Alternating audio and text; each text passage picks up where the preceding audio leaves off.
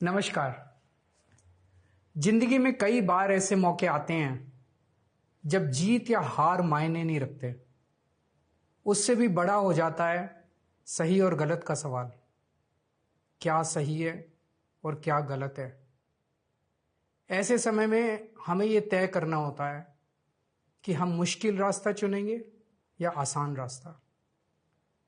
आज मैं भी एक ऐसे मोड़ पे खड़ा हूं। आप सब जानते हैं कि मुझे एक झूठे केस में फंसाया गया, मुझे जेल भेज दिया गया, एक चुनी हुई सरकार को गलत तरीके से गिरा दिया गया, हमें कई महीने जेल में रखा, पर आखिरकार सच की जीत हुई। 27 फरवरी को अदालत ने मुझे पूरी तरह निर्दोष घोषित कर दिया। कोर्ट ने कहा केजरीवाल निर्दोष है, केजरीवाल ने कोई भ्रष्टाचार नहीं किया। कोर्ट ने सीबीआई की जांच पे ही सवाल खड़े कर दिए और जांच अधिकारी के खिलाफ एक्शन लेने के आदेश दे दिए। लेकिन सच का रास्ता आसान नहीं होता। सीबीआई ने तुरंत इस फैसले को हाईकोर्ट में चुनौती दी और यह केस जस्टिस स्वर्णकांता शर्मा जी के सामने लगा। तब मेरे मन में एक बहुत बड़ा सवाल उठा, क्या इनके सामने मुझे न्याय मिलेगा? मेरे मन में यह प्रश्न क्यों आया? इसके कई कारण हैं, पर 2 कारण मुख्य हैं। पहला कारण यह कि आरएसएस की जिस विचारधारा वाली सरकार ने झूठे आरोप लगा के मुझे जेल डाला, जज साहिबा ने स्वयं माना है कि उस विचारधारा से जुड़े संगठन अखिल भारतीय अधिवक्ता परिषद के मंचों पे वे कई बार जाती रही हैं। मैं और आम आदमी पार्टी उस विचारधारा के घोर विरोधी हैं। ऐसे में क्या उनके सामने मुझे न्याय मिल सकता है? दूसरा कारण कॉन्फ्लिक्ट ऑफ इंटरेस्ट।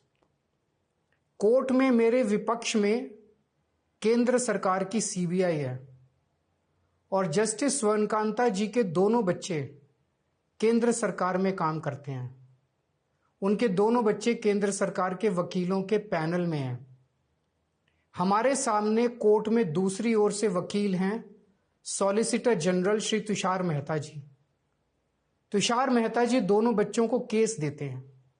उन्हें कितने केस मिलेंगे, कौन से केस मिलेंगे, ये तुषार मेहता जी तय करते हैं।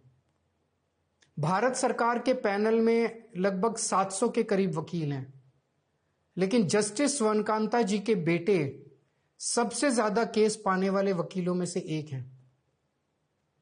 उनके बेटे को 2023 से 2025 के बीच लगभग 5,904 केस डॉकेट मिले।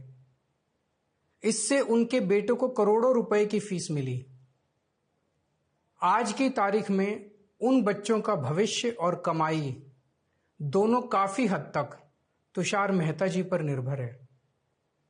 तो किसी के भी मन में यह चिंता स्वाभाविक है कि अगर जज साहिबा के बच्चों की कमाई और उनका भविष्य सामने खड़ा वकील तय कर रहा है, तो क्या जज साहिबा उस वकील के खिलाफ फैसला कर पाएंगी? मैं ये स्पष्ट करना चाहता हूं कि मुझे जुडिशरी पे पूरा भरोसा है। मैं जुडिशरी का बहुत सम्मान करता हूं।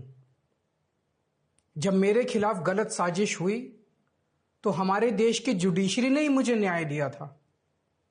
जब मुझे झूठे केस में गिरफ्तार किया गया तो इसी जुडिशरी ने मुझे बेल दी थी। इसी जुडिशरी ने मुझे उसी झूठे केस में दोष मुक्त करार किया है। पिछले 75 वर्षों में जब जब देश पे आंच आई, हमारे देश की जुडिशरी ने देश को बचाया और नागरिकों के हितों की रक्षा की है। मैं जस्टिस स्वर्णकांता जी का भी बहुत सम्मान करता हूं। मुझे उनसे या उनके परिवार से किसी भी प्रकार की कोई व्यक्तिगत आपत्ति नहीं है। लेकिन न्याय का एक बहुत बड़ा सिद्धांत है, justice should not only be done but should also be seen to be done. इसलिए मैंने जस्टिस स्वर्णकांता शर्मा जी से पूरे सम्मान के साथ अनुरोध किया कि वो इस कॉन्फ्लिक्ट ऑफ इंटरेस्ट जैसे कारणों की वजह से इस केस से खुद को अलग कर लें, लेकिन उन्होंने मेरी दलीलें खारिज कर दी और फैसला दिया कि वो स्वयं ही ये केस सुनेंगी। आज मेरे सामने सबसे आसान रास्ता है कि मैं उनका आदेश मान लूं और एक बड़ा वकील खड़ा करके उनके सामने अपना केस लड़ूं। पर यह मुद्दा अब सिर्फ मेरे केस का नहीं है, बल्कि आम लोगों के न्याय प्रणाली पर भरोसे का है। ऐसी दुविधा के मौके पे बापू ने हमें सत्याग्रह का रास्ता दिखाया। बापू ने कहा था कि जब भी किसी अन्याय का सामना करो तो उसका पहला कदम विरोध नहीं बल्कि बातचीत होना चाहिए। अपनी बात अन्याय करने वाले के सामने पूरी विनम्रता के साथ रखनी चाहिए और उसे सुधारने का पूरा मौका देना चाहिए। सारी कोशिशों के बाद भी अगर न्याय ना मिले तो अंतरात्मा की आवाज सुनो। यदि अंतरात्मा की आवाज कहती है कि न्याय नहीं हुआ तो शांति और विनम्रता के साथ सत्याग्रह करना चाहिए। फिर उसके जो भी परिणाम हो वो सहर्ष स्वीकार करने चाहिए। पर इस पूरे प्रकरण में अन्याय करने वाले व्यक्ति के प्रति किसी भी प्रकार की नफरत या गुस्सा नहीं होना चाहिए। मैंने भी बातचीत से शुरुआत की, पूरी निष्ठा और विनम्रता के साथ जस्टिस स्वर्णकांता जी के सामने अपनी बात रखी। उन्हें इस केस से अलग होने के लिए याचना की। मैंने आग्रह किया कि मेरा केस हाईकोर्ट के किसी भी अन्य जज द्वारा सुन लिया जाए, लेकिन उन्होंने मेरी प्रार्थना अस्वीकार कर दी। उन्होंने फैसला दिया कि वे अपने आप को इस मामले से अलग नहीं करेंगी और ये केस वो स्वयं ही सुनेंगी। उनके दिए गए इस फैसले से मैं पूरी विनम्रता पूर्वक असहमत हूं। इस पूरे घटनाक्रम के बाद मेरी आशंका और गहरी हो गई है कि क्या उनके सामने मुझे न्याय मिलेगा।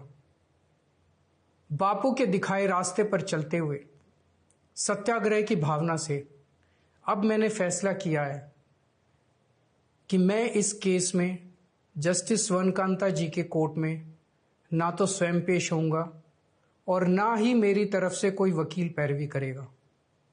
जस्टिस स्वर्णकांता जी जो भी फैसला सुनाएंगे उस पर समय आने पर मेरे जो भी कानूनी अधिकार हैं, जैसे सुप्रीम कोर्ट में चुनौती देना आदि, वो सभी कदम लेने के लिए मैं स्वतंत्र हूं।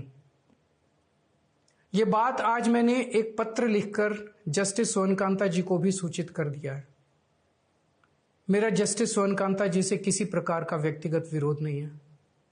यदि भविष्य में भी कभी उनके सामने मेरा कोई अन्य केस लगता है जिसमें मेरे विरोध में बीजेपी, केंद्र सरकार या तुषार मेहता जी नहीं है, तो मैं उनके समक्ष जरूर पेश होऊंगा।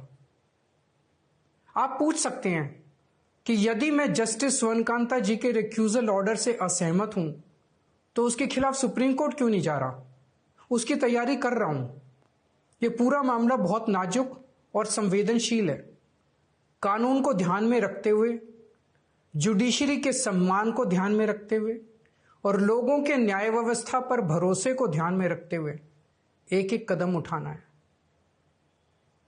मैं ये कदम अहंकार या किसी विद्रोह या विरोध की भावना से नहीं उठा रहा।